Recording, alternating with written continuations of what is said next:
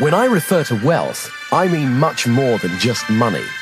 I've met, and indeed I know, some of the richest people in the world, but some of them have very little of what I'd call real wealth. Some of them are workaholics with little quality time or friends, just looking for the next million. Of course, wealth is partly about having money, but real wealth is good health. Without your health, what use is money? Real wealth to me is having good friends who you can share intimate and pleasurable experiences with, laugh with, who stimulate and fascinate you. Real wealth is feeling happy most of the time. Real wealth is a sense of knowing you're contributing something to the world, that your life is worthwhile. After all, you are unique. Nobody can do things exactly the way you do them. Everyone has special skills they bring to the world, and the fulfillment of that is a wealthy feeling. First of all, I'd like to start by dispelling some myths about money, by perhaps challenging some of your views about money, because before you can truly become richer in the physical world, you're going to have to become richer in yourself.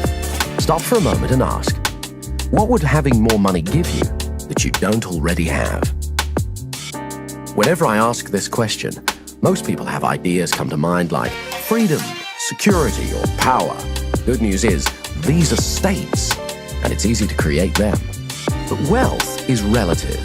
When some people become millionaires, 100 million then seems like a lot, and 1 million doesn't. People who think like this can never have enough money. In a sense, they always feel poor inside. The Indian guru Swami Muktananda, upon arriving in America, stood at the airport and said, "They live in paradise, yet they'll never know it." For the next few minutes, I'm going to talk specifically about money, and firstly, why some people are good at creating money and others are not. Many researchers have found the distinction is predominantly in the way that we think. I don't mean intelligence, but thought patterns. Some people have what I call a poverty consciousness. Deep down at an unconscious level, they just don't believe they're worthy of wealth.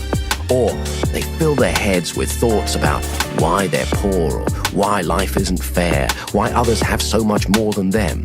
If you've got thought patterns like that, we're going to change them, because this part of the positivity system will help you reprogram yourself so you automatically begin to think more like a millionaire. As the author James Allen says in his book, As Man Thinketh, a particular train of thought persisted in, be it good or bad, cannot fail to produce its results in the character and circumstances. A man cannot directly choose his circumstances, but he can choose his thoughts, and so, indirectly, yet surely, shape his circumstances. Research has shown that a massive proportion of those who suddenly get enormous sums of money, for example from lotteries or inheritance, are great at losing it all very quickly. 80% are actually worse off financially just 2 years later. That's because inside they still feel poor, and the mind has to prove itself right. It can't deviate from its self-image. So if deep down you think of yourself as poor, or if you constantly fear poverty, that's usually what you'll get. In the words of Jim Rohn, if someone hands you $1 million, best you become a millionaire or you won't get to keep the money. You need to have the self-image of someone who deserves great wealth. What we're going to do next will help you develop and install in your mind a prosperity consciousness, which is much more than attracting money. It's a change in your self-image to one of greater harmony, so you begin to notice the abundance that surrounds you, taking so much more pleasure in everything. If someone has money problems, that's usually only a symptom, but not the root cause of the problem. There's something in them that needs to change. This isn't just another get-rich-quick scheme. The positivity system helps you change your fundamental attitudes towards wealth. As the saying goes, give a man a fish, he eats for a day. Teach a man to fish, and he eats for life. So what is money? The earliest system of trade was bartering. Eventually, coins were used to represent the value of things. They were the first IOUs. Then came paper money. A dollar bill is an IOU from the government. They used to print only as many dollar bills as they had gold reserves to support in the bank. However, in the 1940s, the governments of the world decided to abandon the gold standard system. Since then, they've been printing money like it was going out of fashion. So now there's only a fraction of gold in reserve compared to the amount of paper money in circulation. Even paper money is being replaced by plastic credit cards and numbers in computers. So money is essentially a symbol. Quite simply, money is a form of confidence. Say, for example, you and I are sitting here and we have $1 bill between us, and we pass it back and forth. If we do it really quickly, in a week we could spend $1 million. Money is the oil in the machine of the economy of a nation. It allows the flow of goods and services. Another way of looking at money is as packaged experience. Your efforts and work is translated into money, and it's translated back into a vacation or an automobile or whatever. However, some people view money as a commodity, wishing to acquire money for money's sake. These people often fear not having enough money, so they hoard as much as they can. This slows down the economy of a country, just as it's harder for an engine to work without enough oil. Also, these days, there are plenty of people who use money to project power, success, and happiness. However, money itself is not a source of happiness. Happiness is a neurochemical event. It's a state that you generate within you. History is littered with people who found that money alone wasn't enough. Elvis Presley, Howard Hughes, Marilyn Monroe, Christina Onassis, and the Gettys are all prime examples. The musician Ry Cooder said, "All the money in the world is spent on feeling good." But you already know that good feelings are just states of mind and body. So part of the equation of becoming wealthier is simply to cut out the middleman and just have the good feelings that the money would have given you. Some people say, well, I can't feel self-respect or achievement until I have a certain amount of money in the bank. Of course, it's great to have targets and goals, but why don't you make one of them feeling good now? Let's talk about negative thoughts about money. Most people have been programmed with some negative financial limitations. They've been taught things like the Bible says, money is the root of all evil. What the Bible actually says is, the love of money is the root of all evil. That is the acquiring of money for its own sake. Or they've been told that there's only a finite amount of wealth, and that the more you have, the less there is for others. Again, this is more garbage. It's actually common in our culture to hear terms such as filthy rich or fat cat, which are indicative of an unconscious mistrust of money. Our unconscious beliefs about money affect how much we're able to create. If, say, you believe money is bad in some way, you'll unconsciously sabotage your attempts to create more money in your life. For example, some artists believe that they cannot have commercial success because that compromises their artistic integrity. Other people believe that you can't be a good person unless you're always helping others, even if it's to your own detriment. But as Abraham Lincoln said, you can't help the poor by being one of them. Some people stay poor because it's safe, it's what they know, but it's not what they're truly capable of. Quite simply, the outside world is a manifestation of our inner world. As you use the positivity system, you're going to let go of any old limited ideas you've had about money and program your mind to become more prosperous.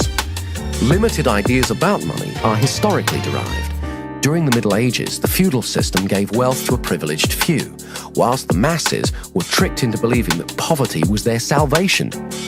This hierarchical system of power assumes that there's only a finite amount of wealth to go round, implying a scarcity of wealth. That is like some of the corporations of today, where power is top-heavy and everyone competes for their position. In some cases, poverty was glamorized, and for many years, it was actually considered a Christian virtue. Some people who grew up in the last century during the Depression, or experienced rationing of food and essentials during the Second World War, have unconscious beliefs that there just won't be enough to go round, and many of them have inadvertently passed them on to their children. One of the extremely negative attitudes about money is holding resentment towards someone else's wealth. That comes from a place of very low self-esteem, and it keeps those people stuck. It's better to wish the best for others. When it comes to money, nearly all the self-help and metaphysical books refer to something called the law of attraction. The law of attraction is a useful metaphor for synchronicity, which can be described as the appearance of meaningful coincidences or incidences of chance. For example, have you ever thought about someone? The phone rings and it's them. Now, is that telepathy, some kind of magnetic attraction, or just coincidence? Have you ever thought about, say, getting a particular car? Then suddenly you see that type of car everywhere. Maybe you're just noticing how many of those cars were there already. Wouldn't it be good to attune your mind to notice how many opportunities there are to become wealthier?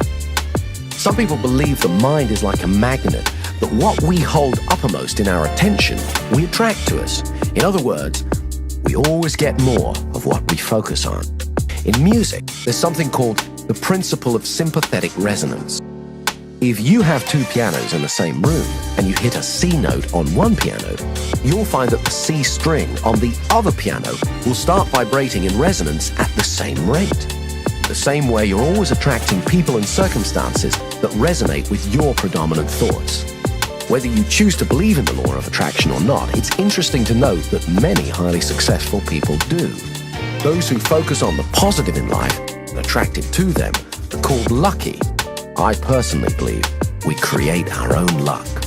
That is what's meant when it says in the Bible, "A man is what he thinks about all day long." Your thoughts are an energy that are powerful and creative. I've found that most wealthy and successful people tend to employ the same simple habits and beliefs about prosperity. However, the same rule of habits and beliefs applies to poverty as well. I believe that many people help to keep themselves poor through the beliefs and habits they have towards money. They use the evidence that their lack of money has made them poor, whereas sometimes their poor behaviors in relation to money is what keeps them from experiencing abundance. They've affirmed over and over again, often unconsciously, that they're poor, so it's become a self-fulfilling prophecy, a poverty consciousness. What the positivity system does is helps you to change that. I'd like to share with you some techniques that I've used myself that have helped me dramatically increase my personal wealth. I've taught them to others, they've also increased their wealth, and now I'd like to share them with you. One of the first things that made a major difference for me was consciously deciding to do things differently. Years ago, I definitely had a poverty consciousness, worrying constantly about being poor or how not to be poor. So guess what? My attention was, yes, on poverty. For example, when a bill would come through the mail, I'd open it, I'd worry about how I was going to pay it, I'd feel poor inside. Obviously, it's important to be financially organized and consider how best to pay bills. However, I was also affirming to my unconscious mind a poverty belief. If you're going to be wealthy, it's just as important to prepare for wealth by feeling rich inside. So what I started to do when I opened the bill was vividly imagine I had thousands in the bank. You can imagine how good that feels. I was sending a new message to my unconscious. Some people try saying affirmations like, "I am truly wealthy." But if deep down you don't believe that, it's next to useless. You have to create a feeling of wealth by vividly imagining yourself as wealthy over and over again. Next, I needed to change my self-image around money. I had a scruffy little checkbook, one that reflected my scruffy little finances at the time. So I changed banks and got a clean new one to help me start to feel different. The mind is sensitive, so it's important to signal to yourself that positive changes are happening. Then the real fun began. I needed to get a strong sense of what greater wealth would be like. So I got an old bank statement, cut it up, removing the bits that said overdrawn, and began to rearrange the figures and glued it back together, showing that I had thousands in credit. As soon as I'd finished, I burst out laughing. Actually holding it in my hands, it began to feel more real. Within a few months, the imaginary amount had become a reality. Having that tangible piece of paper, the bank statement, had really helped. So I went about making a scrapbook, collecting pictures of things I wanted, places I wanted to visit, people I wanted to meet. Remember, the mind needs a sensory-rich experience of what you want it to make real for you. It's important to have big dreams so you can grow into them. For example, a few years ago, I went into a Mercedes showroom, sat in a car to get comfortable, smelled the leather, went for a test drive, imagined vividly it was my own, took away a brochure and added it to my scrapbook, imagined driving it every day. Pretty soon, I started to see Mercedes everywhere. My mind was now focused on getting me one, and chance favors the prepared mind. So it wasn't long before a bargain came along and I bought my first Mercedes.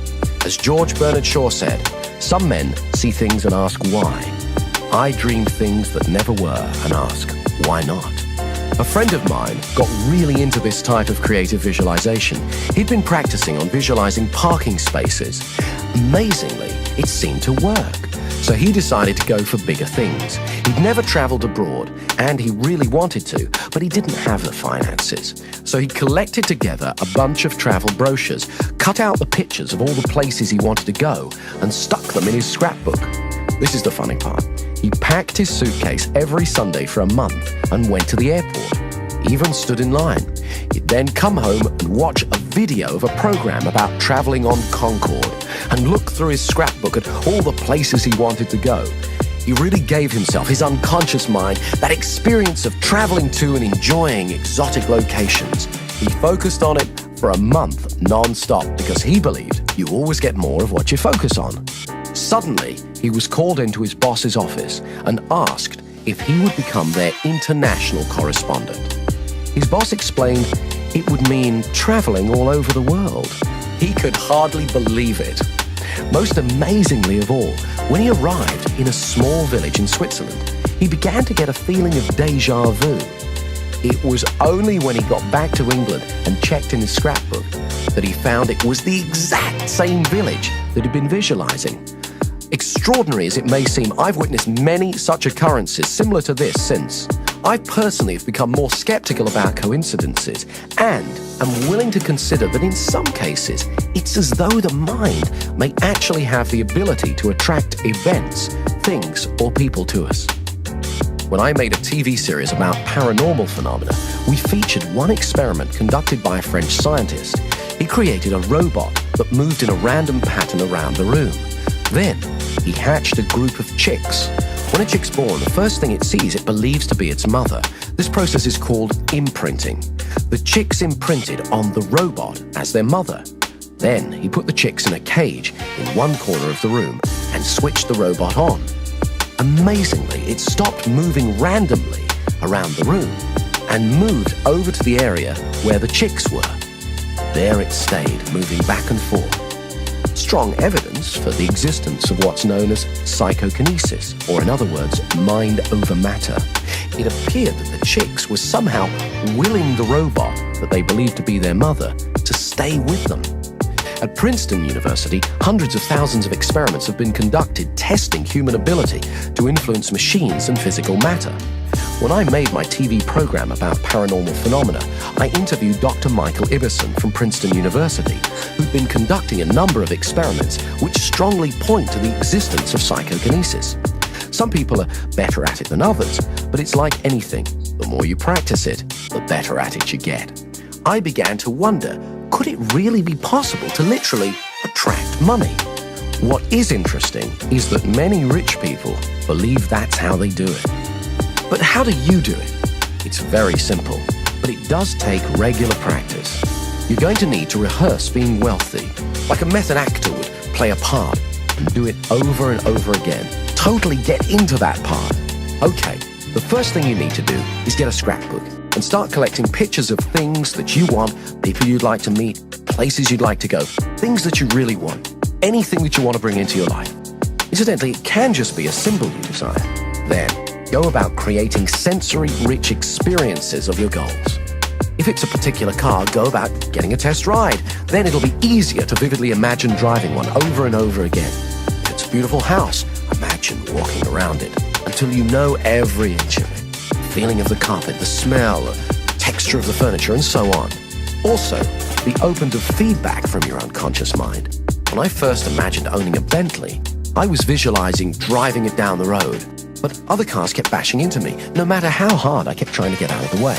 I took this to be a warning that, although I could get a Bentley, the cost at the time might be some jealousy. In other words, there was a cost greater than money than I'd foreseen. The next step is, every day, look at your scrapbook. Imagine what it would be like living your desire. See what you'll see, hear what you'll hear, and feel how good it'll feel. Do it as often as you can every day. You may not get instant results. You can imagine how chaotic the world would be if every whim or fancy we ever had suddenly materialized, but you will begin to set the process in action. Okay, I'd like you to stop for a moment and imagine how your life would be different if you are much wealthier. How will you walk? How will you talk? How will you feel? How will others treat you? How will you feel about paying bills? What kind of luxuries will you have? What will you buy? How will it feel better to be earning more money? Think about this every day until you become very comfortable and used to it. Right, next, here are the 20 best ideas that I can give you on how to start increasing your wealth today. Any one of these will make a difference. As you start using more and more of them, you'll move even faster towards a wealthier life, towards the millionaire's mind. Number 1, save first, then spend what you can truly afford. Now, I know this sounds obvious, but poor people do the opposite. They spend what they earn. Often, they spend more than that and wind up affirming their poverty. You have to have a plan and stick to it. Come up with a plan to clear any outstanding debts and take steps towards reducing your debt month by month. As soon as possible, stop keeping your head above water and start laying the foundations of wealth. Some people find it helpful to write down everything they spend money on. Somehow, having it right there in front of them makes it much clearer. 2, study wealthy people. Find out what it is that they're doing and you aren't. Understand how they think and behave towards money and wealth. Do the technique we did where you choose a role model. Ask yourself, what did they do that I don't do yet? Read books and listen to audio programs on wealth. There's plenty of superb sources of wisdom on the bookshelves. 3, ask for help. I find that as long as you're polite and respectful, most people are willing to help. There are other reasons why asking is a good practice. It makes other people aware of who you are and lets them know you take yourself seriously. It's a sign of self-worth. It also gives others the pleasure of helping you. Not everyone will offer to help because they don't want to impose. So ask and give them the opportunity and the pleasure of helping. It's good for their self-worth as well. As Charles Gibbons, the author of Wealth Without Risk, says, if you want to learn about money, learn from somebody who has a lot of it. Many of the most successful people I know have said that they wish more people would have the courage to ask them for advice. 4, do regular visualizations. Create a sensory-rich experience of what it is that you want so your unconscious mind can get a clear idea. Also, walk around for an hour each day, imagining you have everything you want. Walk into a restaurant as though you are a multimillionaire or a famous rock star or whatever it is that turns you on. Do it like a method actor would totally get into the part because it conditions your mind to get used to success and it's a lot of fun. 5, make a joy list. Think of everything you love doing. Then regularly treat yourself. Let yourself know that you really care about yourself. How do you expect other people to treat you if you don't occasionally treat yourself? 6, continually stretch yourself. Dare to dream and think big. Push the limits. I don't mean take unnecessary risks, but most achievement involves some leaps of faith. You can either choose a life of getting by and surviving, or you can push the boundaries. That's how human beings grow, by stretching. As the saying goes, if you keep doing what you've always done, you'll just get more of what you've already got. Highly successful people are continually stretching themselves. Stretching means moving out of the comfort zone. It's easy to become complacent and get stuck. However, if you continually look for bigger challenges, then you continually grow. It's important to have big dreams so you can grow into them. As Donald Trump says, you have thousands of thoughts every day. You might as well make them big ones. 7, get comfortable with money. Carry an appropriate amount of money. Get used to having it on you. Get comfortable with it. This sends an important message to yourself. One technique I used was to practice writing out checks and paying in slips for millions of dollars until I felt comfortable doing it. Obviously, don't leave them lying around. Doing that process meant that I was able to feel comfortable paying out large sums of money and to paying in large sums of money. So I conditioned myself to become a wealthier person. Far too many people are scared by large sums of money. When you get more money, your financial pressures don't get smaller, they get bigger. But that's the fun of it, because you become a more capable person. You have to be prepared to accept the responsibility. Be ready to play the bigger game. The bigger the challenges, the bigger the rewards. Like mastering any new skill, you do it one step at a time, rehearse success over and over again, and then have it happen in the real world. Imagine what it's going to be like to be wealthier, so when it happens, it's not overwhelming. It's a pleasure. Number 8, Always give more than you're paid for. That way, other people will have a feeling of value towards you. It was only as long ago as the 60s that Japanese products were generally considered cheap and tacky. The legendary corporate consultant Edwards Deming largely helped in changing that. He developed a strategy that was adopted by the Japanese that focused upon two simple but important ideas: quality control and constant improvement. Nowadays, Japan is a nation of industrial might. By changing their beliefs about what was important, they became wealthy and powerful. It's easy. Just ask yourself, how can I do it better next time? Constantly look for ways to improve. Number 9, an attitude of gratitude. Now, I know it sounds like a cliche, but it really works. An attitude of gratitude is the exact opposite of a poverty consciousness. When you start to regularly think of all the good things you have, of how fortunate you are, that sends a strong message of abundance to your unconscious mind and creates a flow of prosperity. One of the single most important things you can do is make a practice every night before you go to sleep of thinking through all the good things in your life. Your health, your friends, your opportunities, where you live in the world, and so on. And say thank you to God, to life, the universe, whatever it is that you feel most comfortable doing. A friend of mine has a great saying along these lines: today's gratitude buys you tomorrow's happiness. Of course, this also applies to people. Others love genuine gratitude, and it encourages them to help you again and again in the future. Number 10, stop seeing poverty as a problem and treat it as a challenge. Most wealthy people have to overcome it at some time in their lives. You don't have to make millions overnight. Just start making a bit more and more each day. Number 11, watch out for those old patterns of affirming poverty. For example, don't steal paper clips from the office. Anyone who's truly wealthy wouldn't need to. Feel good about paying bills. They're from people who believe that you can pay. They're more symbols or affirmations of wealth. Number 12, stop wasting time on unimportant things. Figure out what's most important to you and prioritize your life accordingly.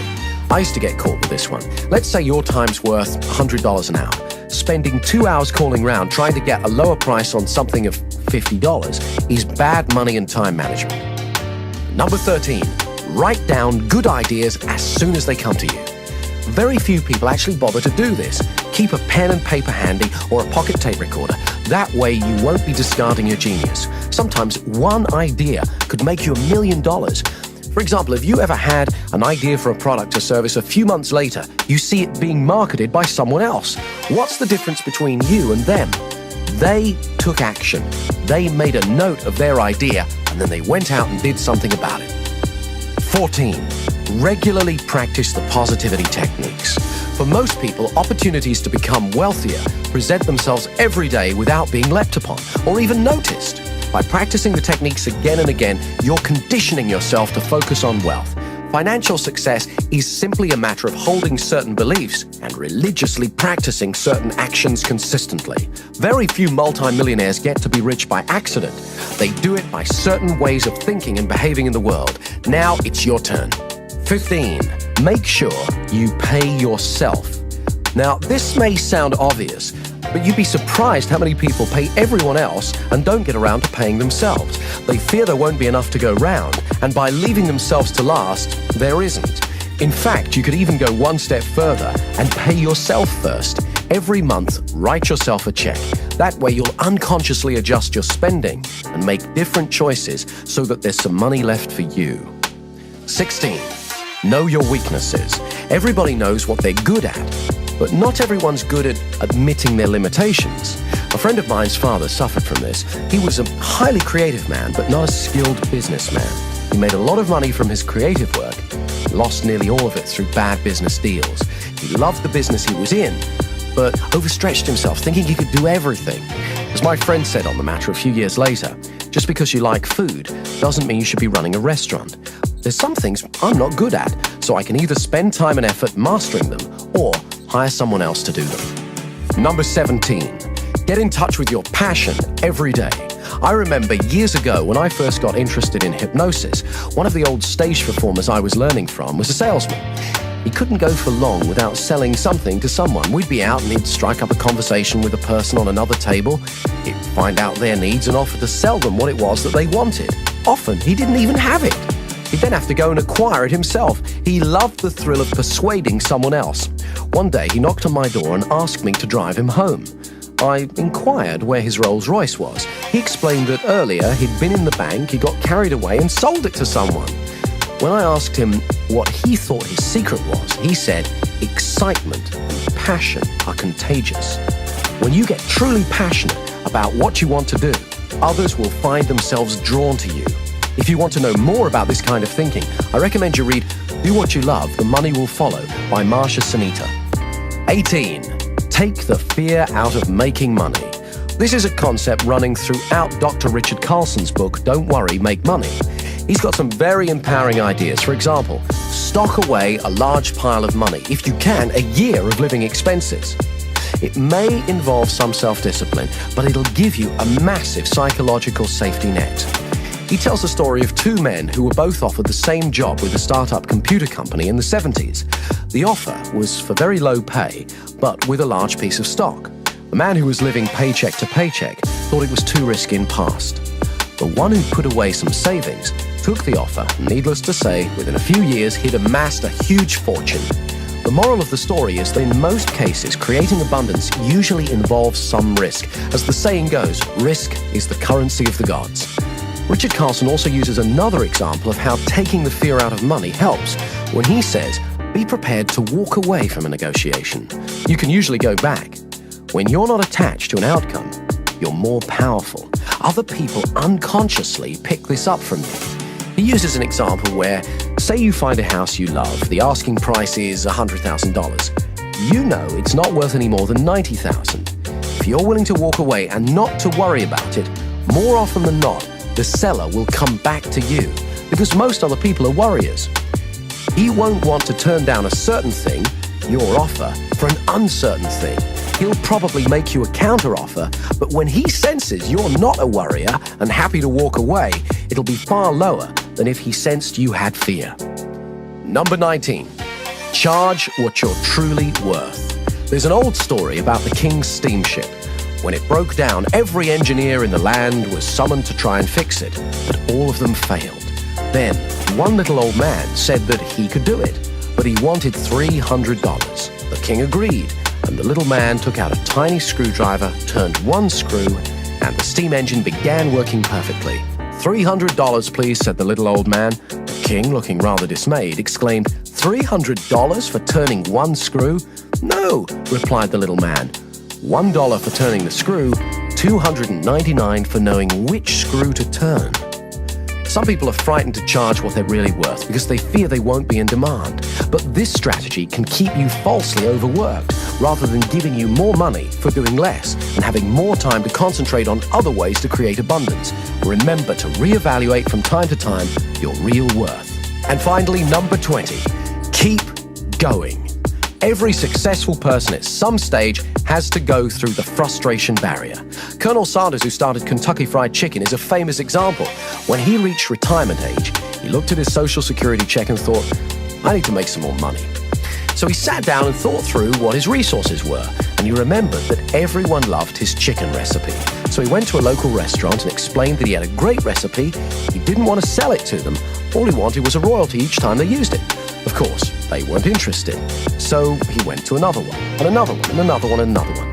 1,009 rejections later, he got his first acceptance. I've seen far too many people fail just because they didn't hang in there. Very few people get successful without effort and persistence.